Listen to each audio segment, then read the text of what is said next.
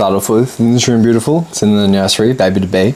Not here yet, so I can use this room and not disturb baby or wifey. But I just want to do the 3 biggest lessons that I've learnt this year from coaching. It's been a good year. A lot of lessons, a few losses in there. So I'm really actually grateful for the losses that I've had this year, because it's really opened my eyes up into where we can learn and get better. So first one's going to be always keep learning. I think this should be a core rule for values, but coaches especially, like, you need to keep getting better. You don't know everything, and I think as coaches we sort of just halt. We get to a certain level and we're like, oh yeah, like I know this, or I know this. I've definitely been fallen victim to it of thinking you know better, but also I see it a lot in certain areas of coaching, people just thinking that they know better and refusing to learn. As soon as I got this Harvey Norman job, I was forced into professional development. We had 2 conferences, I had to do a coaching course, but I feel like I'm a pretty good reflector. I love reading books. I've read a lot of books around coaching and things like that, but yeah, the hands-on experience that I've learned, it doesn't even have to be formal learning through professional development or books or podcasts or YouTube. I think one of the biggest things that helps me is just talking to people. I have a few people who I catch up with regularly, and I learn more through those chats. So develop a circle of people who are doing coaching or doing things in different elements, whether it's strength and conditioning, whether it's pathways coaching, whether they're better defenders, attackers, or different sports coaches. So find people who you can sort of have conversations with around. And if you don't have that, then you can sort of do those podcasts and the videos and reading books, whatever it's going to be. There's so many areas and so many opportunities for you to level up. So I think that is taken for granted sometimes. The second one I'm going to go with is you can't teach everything on the field. I know when you're not in a professional level, there's only so much time that you get to implement things, and you think it has to be done on the field and it has to be this and this. But coming from a teacher background, I'm very aware of that everyone has different learning styles, and if you're trying to teach someone who has a visual learning style, or they like to read or like to see diagrams, and you only teach them on the field, they're never going to get it.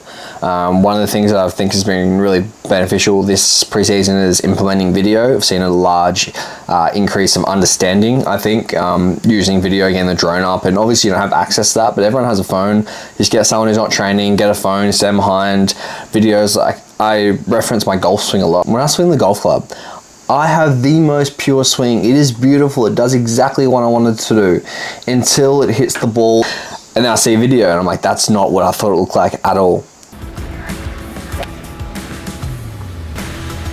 Looks very good. Oh, straight in the hole. So use video, use different tools, but you can't do all that on the football field. And I think we as coaches sometimes think we have so much to do that we don't have time to sit in a classroom or sit in a room and go through the game plan or go through some video or do some learning. Your input affects your output. So if you're spending all this time only doing things on the field, I think it doesn't have to be a long session. It could be 10, 15 minutes before training, but make sure you're utilizing things off the field. And side note, obviously I'm not referring directly to video, but video is probably an underrated hack in development as well. The last one I'm going to go with is don't overcomplicate. There's a sign in the Bulldogs dressing rooms, and it's be the best at the basics. And I think that's so important. I think it was Bruce Lee said, I do not fear the man who has 10,000 kicks. I fear the man who has practiced one kick 10,000 times. And it's so true. Like, you don't need this big extensive playbook and have this play and that play and that play if no one in your team understands it. Like, I would rather have one play that we ran consistently that we are so good at that no one can stop us. Why do we have to change things if it's working? Obviously, if it's not working, then maybe change it up a little bit, but you got to be able to execute the basics before you can go on to the fancy stuff. And this is in pathways. I don't know. I think we're coaching NRL stars. More of that. That's the story for another day. But just don't overcomplicate things. Like, make sure that you're checking in with your players. Like, can they actually run the shape that you're trying to do? Don't be running some triple X block Y W dragon shape if your players don't even know what to go and where to be. So I think it's really important that you simplify things. Don't overcomplicate things. Make it really basic.